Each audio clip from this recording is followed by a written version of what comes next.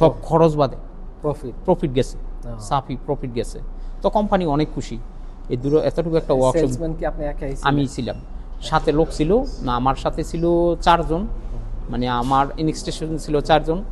আর যারা কাজ করতো ওই যে কাটিং বেন্ডিং যেটা বললাম আপনার, পাইপ ব্যান্ড রোলার, ওরা ছিল 5 জন, শীট কাটিং করে দেবে, এইভাবে চলছিল। 4-5 জনের আপনার 4-5 জন টোটাল 10 জন ছিল টোটাল। এই 10 জনের মান্থলি 2-3 লাখ 4 লাখ, হ্যাঁ 4 লাখ টাকার মতো প্রফিট দিত। 2 লাখ 2.5 লাখ 3 লক্ষ যখন মোটামুটি পুরোই বুঝে ফেলছি, 2-3 বছর হয়ে গেছে, তখন আলহামদুলিল্লাহ কোম্পানি অনেক খুশি।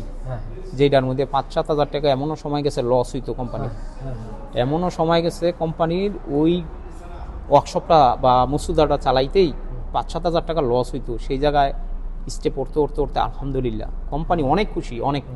আর যেসব স্টাফ ছিল ওরা অনেক খুশি, ওদেরও ছিল আপনার কমিশন ছিল, ওদেরও কমিশন ছিল, সবার কমিশন। হ্যাঁ ওদের কম ছিল, আমি সেলস একটু বেশি ছিল, কিন্তু ওদেরও কম ছিল। কম বলতে ওদেরও বেতন 3-4 হাজার 5 হাজার রিয়াল উঠে যেত আলহামদুলিল্লাহ। পরে কত বছর ছিলেন এই চাকরিতে? ওইটার মধ্যে